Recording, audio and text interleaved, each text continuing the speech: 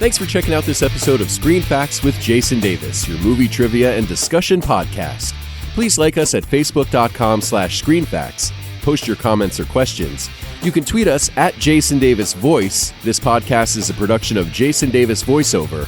Please visit jasondavisvoice.com for information about voiceover services for commercials, internet and corporate videos, e-learning, phone messages, and more. Joining me for this episode of the podcast, my favorite person in the entire universe, my wife, Sue. Wow. Thanks, honey. You rank. In the universe? In the universe. That's saying something. In this or any universe. Oh. For that matter. Nice. We're going to talk about a weird movie, a strange movie, a unique movie, a very funny movie, Napoleon Dynamite. Gosh. Gosh. So Napoleon Dynamite released August 27th, 2004, directed by Jared Hess, written by Jared Hess and Jerusha Hess, starring John Heder, Ephraim Ramirez, John Gries or Grise. I want to say John Grise, though. It's spelled like Cries with a G. Okay. So estimated budget for the movie, $400,000, which is not a lot to make a movie. Not a lot of money. They had $200,000 of it to actually do the movie itself. So the producer, Jeremy Kuhn, was also a student at BYU at the time. When they needed money, Jeremy went to his brother Jonathan and wrote the check. And he said to him, if this goes south, we're still brothers, but don't ask me for money again. So it was like a real leap of faith for his brother. His brother, by the way, founded 1-800-CONTACTS. Okay. The other 200 was spent pretty much on that bonus scene that came out later on. Oh, okay. Sort of the Easter egg at the end, you mean? Yeah. Okay. Talk about low budget. Yeah, they shot the movie in 22 days, which again, not a lot of time. Well, not a lot of money. Makes you work smart. Makes you get very organized. Makes you not crack up during the scenes. Yeah. So you can just go. The domestic gross was $44.5 million, and plus it made another $1.5 million overseas. And that is a hell of a profit for a movie like this. That is. That's awesome. It is. Yeah. It is. A lot of things in this movie remind me of Clerks, Kevin Smith's debut movie. Okay. Not thematically. Right. But the fact that it was made on a very small budget. Of course, Clerks was made for a lot less, but quick shooting time. I'm sure they didn't do a ton of takes of things. So I love movies like this. They're a lot of fun, and you can tell that there's a lot of passion from the filmmakers. Yep, this was actually an undergrad film project. Okay. That was how it originated. One of the things about you that I love doing the podcast with you is you love doing research. It's so much fun. I do. I do. And you go way deeper. I'm going to probably defer to you mostly in terms of the trivia stuff for this movie. Okay. So If you want, as you shuffle your 15 through my pages of notes. 25-page document. It's really literally that is Look at the font. that is some dense material. I'm not getting any younger. I need to have the font big. That so isn't I can even that read big it. compared to what I'm looking at on my computer screen right now. That's true. Where shall we start, honey? Let's talk about how unique this movie is. It's totally unique, but I'm told it's not unique also. It depends on your perspective and where you're coming at it from. Okay, explain. Well, for example, you and I were Jersey kids, right? Right. So we look at a lot of this stuff and go, oh, that was random, and ooh, that's unusual, and oh my gosh, is it really like that? And yet, if you talk to somebody from that area, they say, oh yeah, no, that's it. That's life in Idaho. It's totally life in Idaho. For example, before they put the opening credits in and actually set the time, but I'll go into more of that later. When they just showed the film for the first time, Right. Somebody said to Jared Hess, what's the time period? And he just said, Idaho. Idaho time. Yeah. My boss, who is the best boss I've ever had in the world, and I'm not just saying that because he might be listening. He really is. I think a lot of it comes from his upbringing and the fact that he grew up in Idaho. He was a farm kid. And I actually took a little time this week and said, what do you think of this movie? And do you think it's realistic? Is it that? And he said, oh yeah, it's definitely Idaho. So let's say this, the scenery is beautiful. Beautiful. I mean, it's just miles and miles of nothingness. You see the mountains in the background. Everywhere. Oh, gorgeous. I mean, it looks like a nice, peaceful, wonderful place to live and all that. Randy actually said when Napoleon's running down the street and, there's nothing around for miles, that just scene cracks him up every time. just because that's how it is. There's Yeah. nothing around for miles. I'm curious if everybody in Idaho eats steak for every meal, though. I wonder. And steak and potatoes? I mean, it's the potato state. It's right. farms. Right.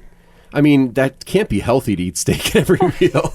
Probably not. Although Lance Pekus from American Ninja Warrior, who's from Idaho. That's true. The cowboy ninja. He's in tremendous shape. So Yeah. So I guess it really depends on how active of a lifestyle I you have. guess so. Well, lean grass-fed beef is Yeah.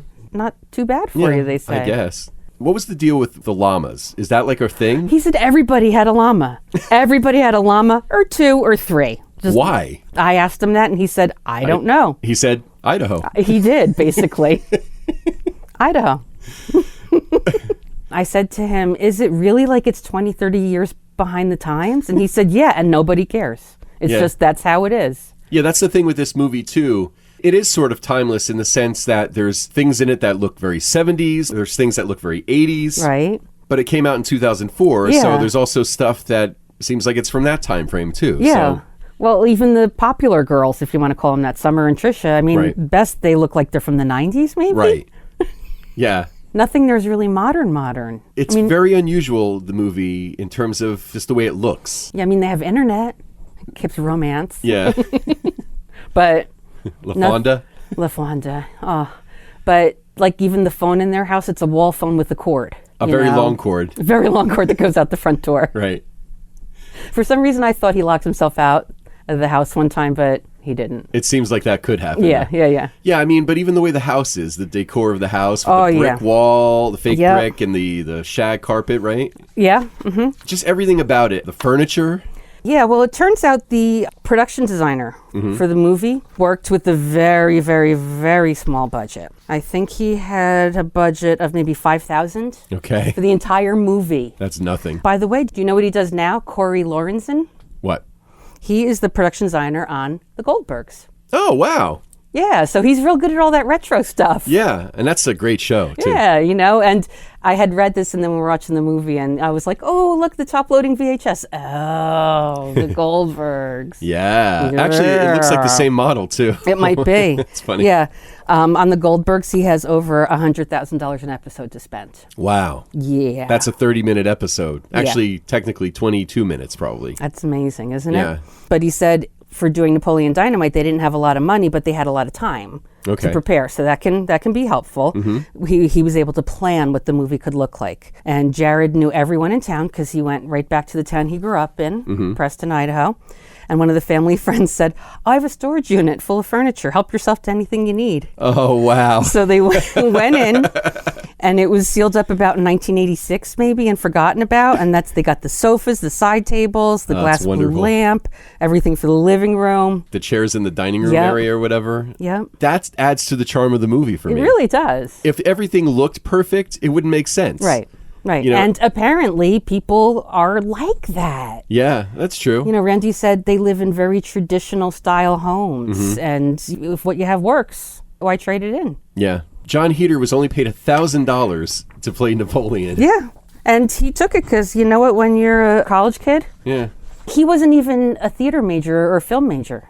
He was an illustration major. Oh, that's interesting. Yeah, so he actually did all the illustrations except for the unicorn. So he actually drew the Liger then. Yes, he did. He did, and he drew the picture of Trisha. Just showed it to her on set one day. He's like, hey, what do you think? She's like, oh, that's great. Wait a minute. So that the picture that he drew of Trisha that's in the movie. With he all the drew- shading on the upper lip. Right, right. Exactly. That's supposed to be a real representation of her? Yeah. No. He said that he knew the look that they were going for. Okay. And since he was an animation major, he could Right.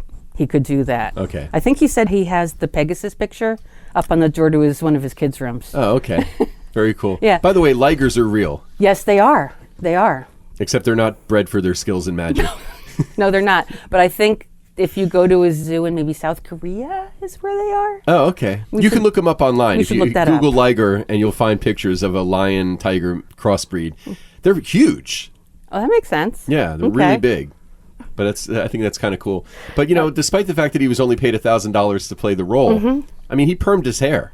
I mean, that's commitment. Well, yeah. There's a funny story about that. Not too many people realize, because I didn't until doing my research, that the very first little film that Jared Hess did was a little short called Palooka. Okay. And he did that as a project in his intermediate film class. Okay. Now, it turns out that John Heder was in that class, even though he's an illustration major, because his professors and advisors had said to him, you really need to take a production class.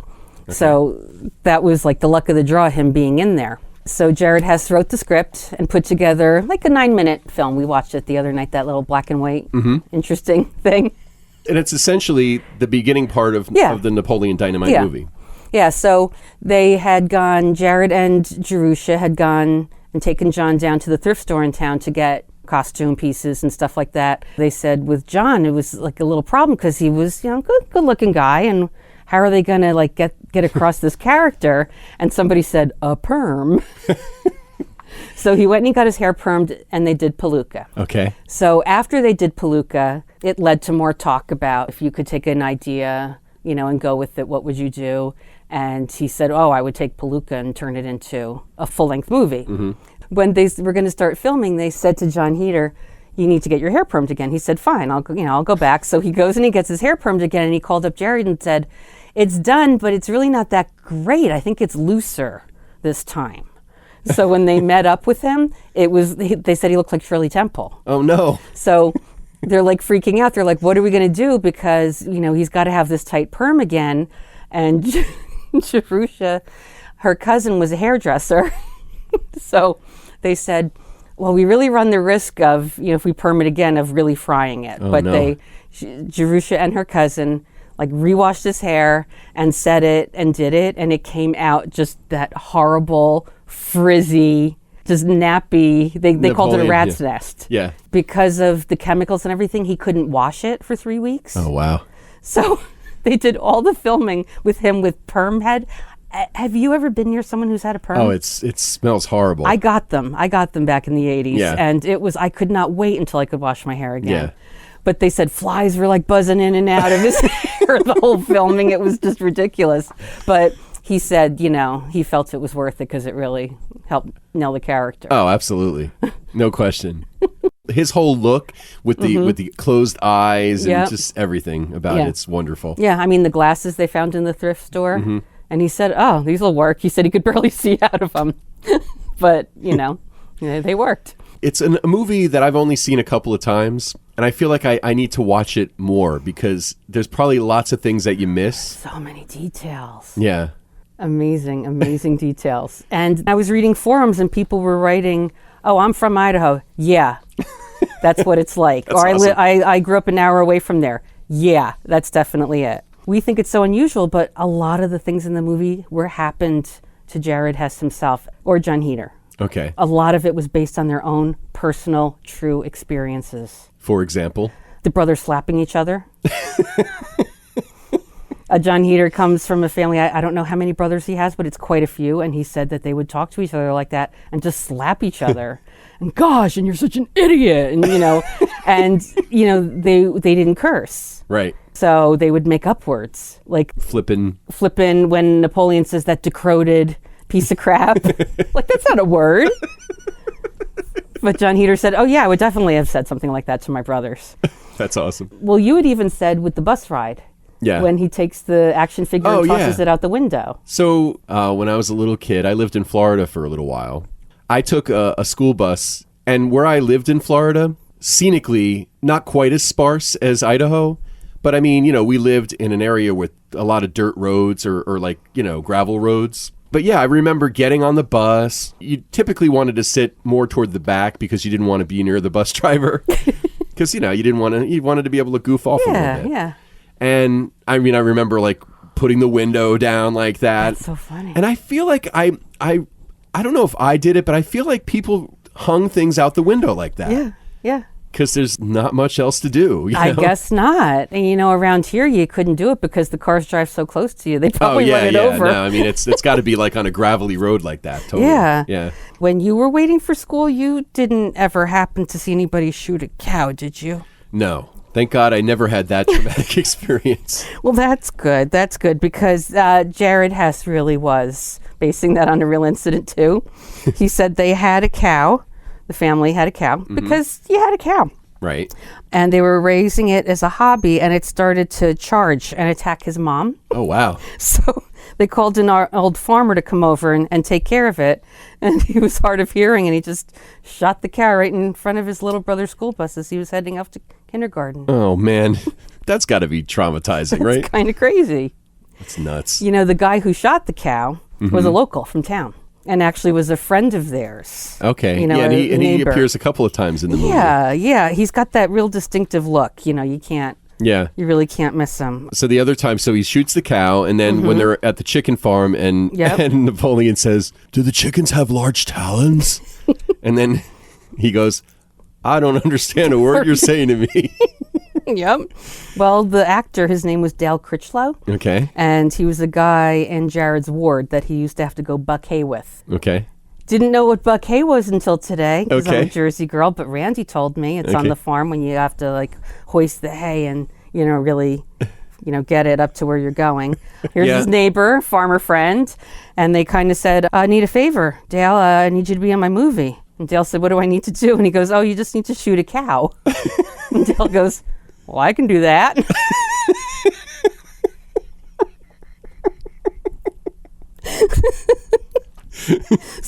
So besides that, he was in the egg at the egg farm. Right. Randy told me every neighborhood had a chicken farm. Yeah, in I'm sure. Idaho. They probably don't have a lot of access to grocery stores and stuff when you're in the middle of nowhere, right? True, yeah. So you get your own eggs. Yeah. I mean, I'm okay with the egg scene as they're having their sandwiches and eating hard-boiled eggs, but when they start drinking the eggs... But there's like all the flies all over the sandwiches and stuff too. It's really a gross scene. It's really disgusting. And when Napoleon starts to gaggle, I'm gagging with them. Yeah. P.S. When I lived in Florida, there was a chicken farm not too far from where we lived. Uh-huh. Man, did it stink. Oh, man. Holy shit, did it stink. Wow. Yeah, so... Yeah, that whole scene, like when he's shoving the chicken into the coop Oh, man, yep. and Yep, stuff. Yep. I wonder if he ever like really worked on a chicken farm, John Heater. He might have. Because he definitely looked like he knew how to handle chickens. Yeah. I mean, I don't know if he had on-the-job training. Yeah, maybe. And then he gets home, and he's counting out the change because the guy couldn't find his checkbook. And he goes, $6? That's like $1 an hour. Because his uncle tells him to go make money. Right. Yeah. Dale Critchlow also was in that bonus scene, the Easter egg of the end. Right after the credits, the end credits. With the wedding. And he ad-libbed the part about the advice for them. When an argument arises, go outside, take a nice walk. You'll come down, then you come back, and it won't be an argument. Then you'll find that helps your health. Yeah, you know what? That's good advice. Yeah. Because most of the time when people argue, it's probably about something really dumb. Yeah. And if they just walked away, and just cooled off for a minute. Yep. Yeah. Yep. There you have one neighbor, 3 different parts in the movie. That's great. With the limited budget, that's what you got to do, right? Well, that's what they said they did a lot of just asking around. Someone's cousin, someone's friend, everyone. And they couldn't really pay them. They would give them soda. By the way, speaking of locals and stuff, so one of the things about this movie that's very interesting is that it's one of the longest credited cast lists in movie history. It is. All 181 student extras' names are listed in the closing credits. That is which I think is very true. cool because now all those kids, well, they're not kids anymore. They all can say, "Hey, I was in Napoleon Dynamite," and you can see my name in the credits. That's right. That's right. They needed a lot of extras, especially for that final dance scene. Right. So Jared Hess said if you threw a hot dog boil, people would come. So one of the producers called the school board. The school board gave him a hard copy of the school directory, and they just had interns calling around. Oh, wow. And people came to be in it. Jared Hess actually was elected student body president. Oh, wow. And so he was Pedro. Yeah, I guess so. And they did a skit. Okay. Because apparently that's the thing. After you give your speech, you have to do a skit. Funny. And he also liked to wear moon boots well into spring. Okay. So I'm not quite sure what that's about because you'd think that would be really hot. Yeah, I would think so. Jerusha Hess, his wife, said she was a co-writer also. Right. And she did the costumes. Right. She really was like Deb growing up. Okay. So her mom made her a dress when she was going to a middle school dance. So she said she hadn't really developed yet. Okay. So her mom kind of overcompensated and made some very large, fluffy shoulders. Okay. And some guy dancing with her patted the sleeves and actually said, "I like your sleeves. They're really big." That actress was great. Yeah, she was a child star. Tina Majorino. Yeah, because she was in Corinna and Andre. Okay. She was in Waterworld. Okay. She's gone on to do some other stuff too. She took a couple years off. She was like burned out. Mm-hmm. And then when they were getting ready to take Palooka and really convert it into Napoleon Dynamite and go from there, they knew they wanted to work with John Heder. They knew they wanted to work with Aaron Rule. And then they sent scripts out to LA. Mm-hmm.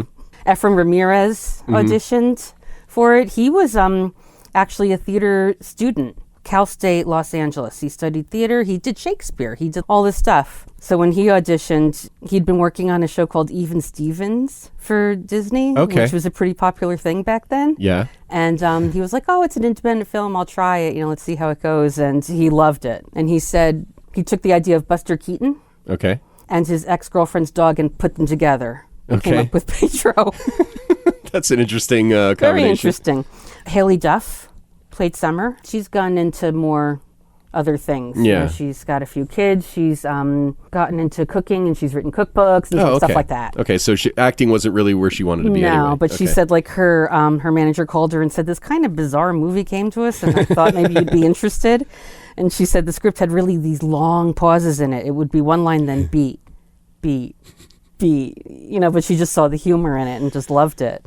And the idea of, these LA actors that makes sense coming though, out and auditioning for these parts cracks me up. Because I mean that's the way life in Idaho probably is. So it makes sense that the script is written that way too. And of course, because the writers were from there. Yeah.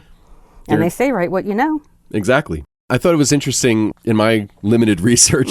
I found that John Heder and Ephraim Ramirez both have an identical twin in real life. Oh, yes. Good. You got that. Yeah. And the other thing, too, Heder was 26 and Ramirez was 31 when they made the movie. So that's very interesting, too. And they're playing high school students. Yeah. Well, I mean, that's not unusual, but it's just interesting. Yeah. Well, Ramirez had been acting for a little bit. I think Tina Majorino and Haley Duff were some of the few, 16 to 18-year-olds at that point. Along with the extras, everyone else was older. Okay. Yeah. I think they pull it off pretty well, though. Yeah. I mean, it's not really unusual. Most of the time in the movies, teenagers are played by people that are no longer minors, at least. Exactly. They're either 18 or maybe in their early 20s. 35. No, I'm kidding. You read something about the wardrobe in this movie, too, right? Yeah. It was pretty much thrift store. Okay. They would go there and just find stuff, and Jerusha said she didn't have to do any sewing. Yeah. So I guess the suit must have fit him. Yeah, that's amazing. That they found the right sizes for everybody. Yeah, she said the only thing she had to do was sew the pocket onto the pants so they could put through the tots. Yeah. So I can't believe we've gone this far into the podcast and we haven't talked about Uncle Rico yet. Uncle Rico. Great character actor. So awesome. I only wish I knew how to pronounce his name properly. John Grease or John Grise? We're sorry, John. Yeah. We love you. But he's been around forever. One of my favorite roles of his is a 1985 film, Real Genius, with Val Kilmer, which, by the way, is my favorite Val Kilmer role. Yeah. But he plays Laszlo Hollifeld, the guy that lives in the closet at the school, and he's great in that. But he's been around a long time, and he's done all kinds of character work. Yeah, he wasn't the first choice for that part. Initially, they wanted Jack Black. Oh, wow. That would have been interesting. There was no way they could afford him. But Jared did actually make Nacho Libre with Jack Black. Okay, yeah. They didn't know what to do, and the casting director was friends with John Grease and showed the filmmakers his demo reel. Didn't even audition. They just were like, "We want you." Nice. The manager went to him and said, "Look, you don't want to do this." But once he read the script, he said, "Tell him I'm doing the movie and I'll drive myself there." Wow. Yeah. He said it was the dialogue. Oh, okay. It's like, reading gosh and thinking, who says gosh? And, well, dang it. Dang. Yeah. Grease, in working with Jared Hess to develop the character, said that a lot of directors feel they need to be very intellectual when they're, discussing characterization with their actors. I see this character as tortured, or this character is this or that. So Grease met with Jared Hess in Los Angeles, and Jared said, "Here's how I see Uncle Rico." And he stood there for a minute, and then he said, "Well, he runs like this." And he ran down this block in LA doing his best David Hasselhoff run for Baywatch. And Grease was like, I love this guy. Say no more. I got it.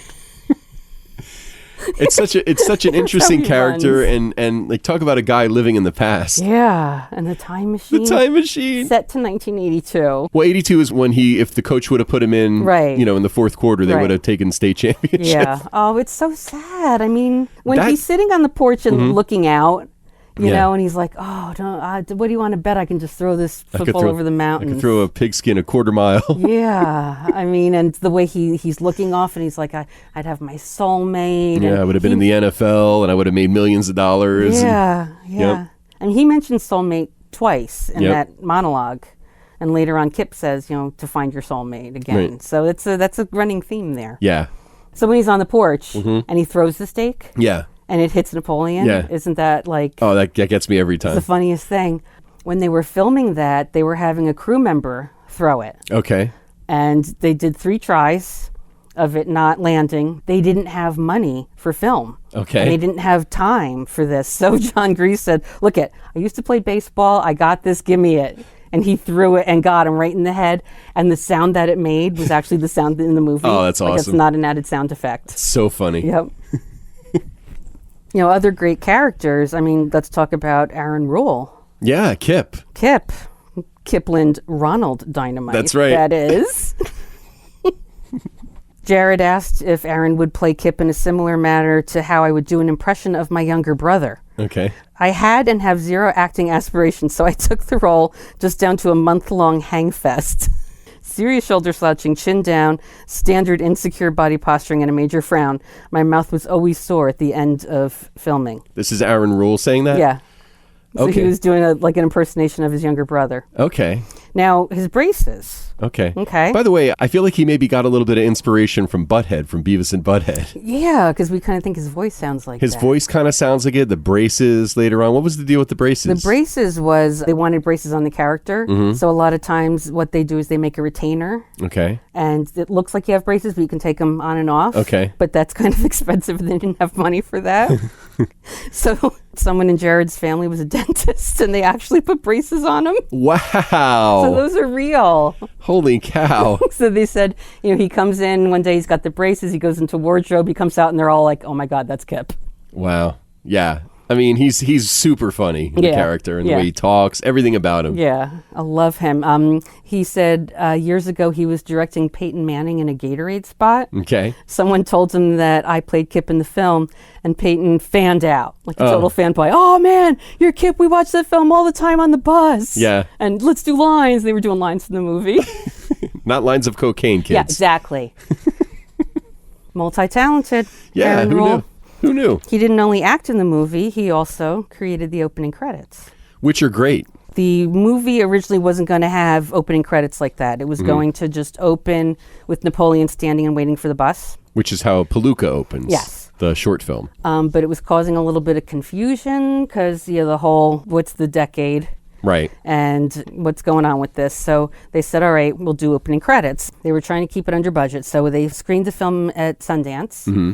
And it didn't play well. So then people were saying, what year does it take place? I'm confused. Mm-hmm. Fox Searchlight people were saying, well, we should do something to say what time it is. And Jared Hess kept explaining, I grew up in a small town in Idaho and things are just more functional and fashion doesn't matter and this and that.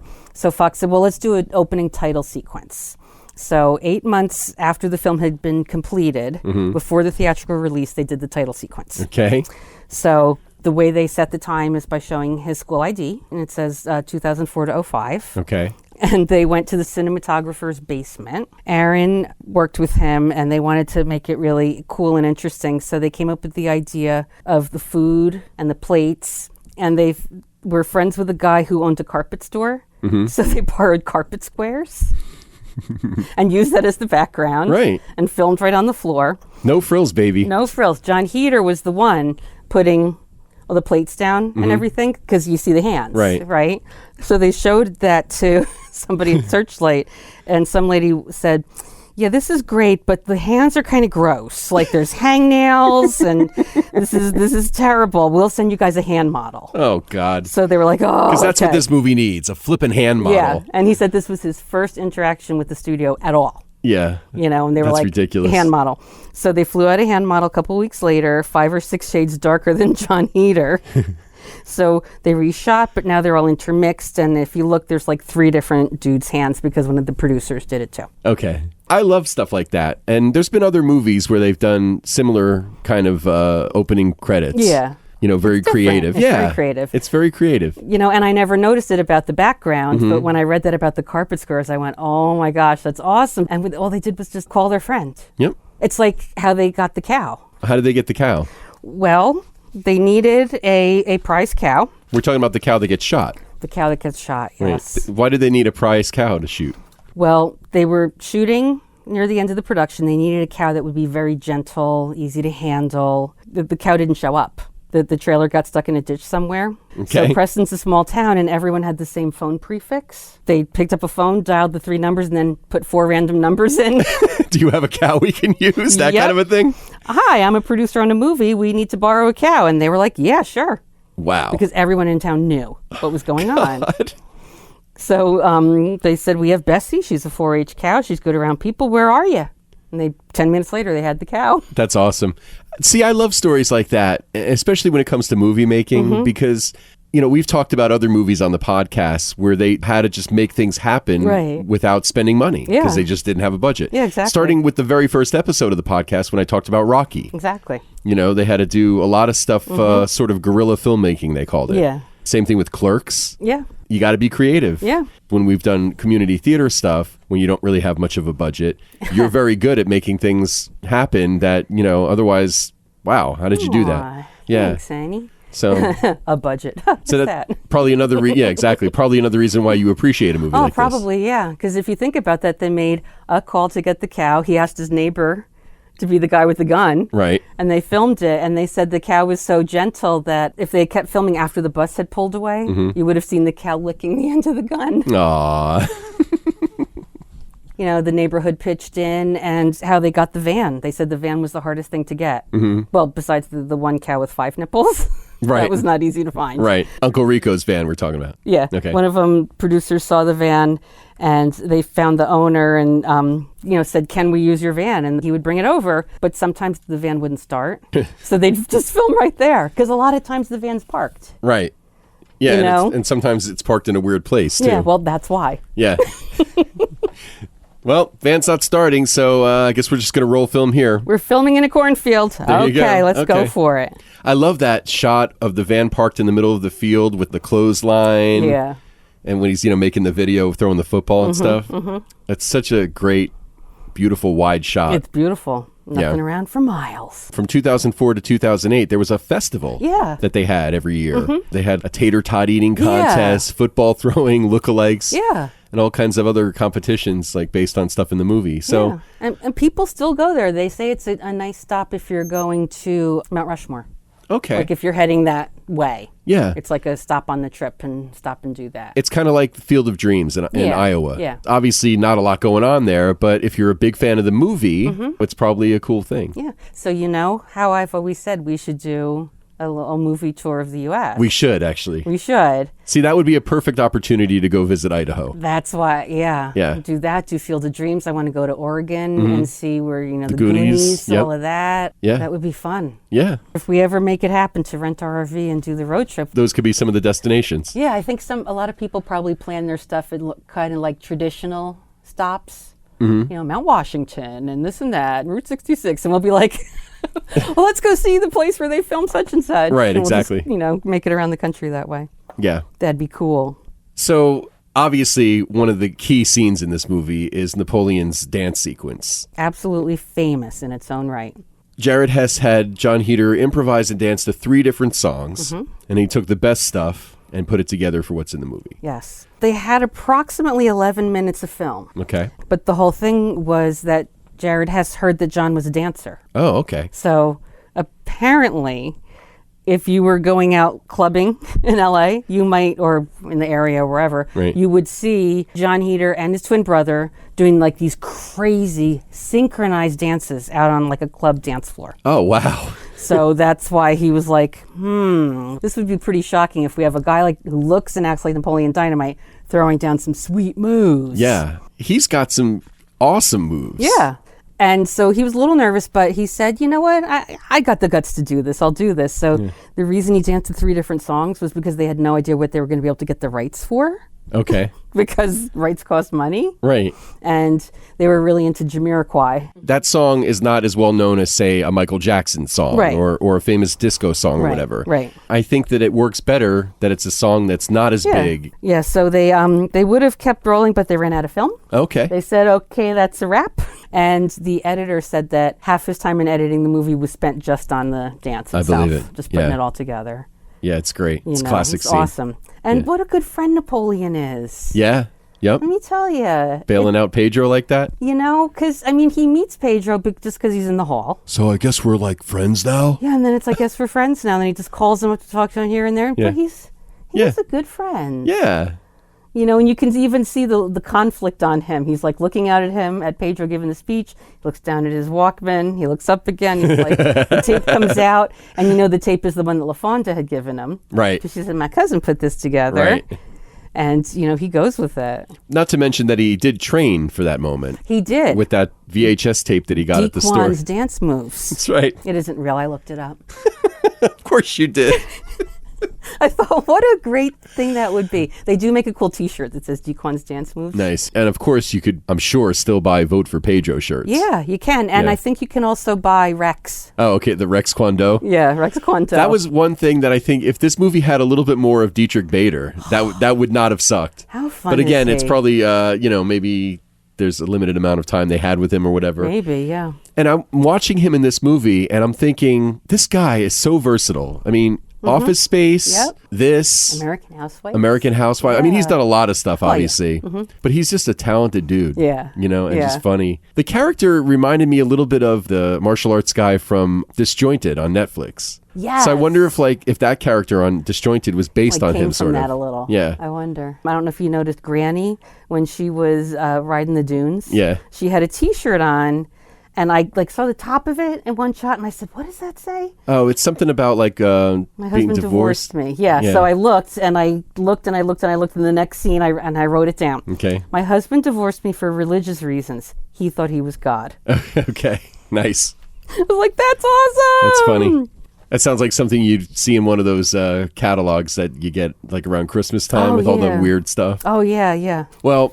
This movie gets better every time you watch it. Every time. As far as I'm concerned. It holds up 15 years later. And that's the thing, because it kind of is pretty nondescript in its time frame. Mm-hmm. You know, it looks like it borrows from a couple of different decades. It's timeless. Yeah. And that's very smart. Yeah, and it deals with timeless themes. Right. You know, friendship and, the loss of youth. I think the main theme of the movie is probably what Napoleon says to Pedro right before the speech, which was, just listen to your heart. That's what I do. Nice. That really rang true with a lot of people. Hey, you know what? It rang true with Fox Studios. Did you know that there's a Napoleon Dynamite statue on the lot there now? I did not know that. There is. Bronze. Beautiful. Well, I think that's a good way to end the podcast. What do you think? So. The Screen Facts with Jason Davis podcast is a production of Jason Davis VoiceOver. Please visit jasondavisvoice.com if you need a voice for a commercial, internet and corporate video, e-learning, phone message, and more. Please like the Screen Facts Facebook page. It's facebook.com/screenfacts, and you can also tweet at Jason Davis Voice. Thanks so much for listening, and we'll talk to you soon. Yes.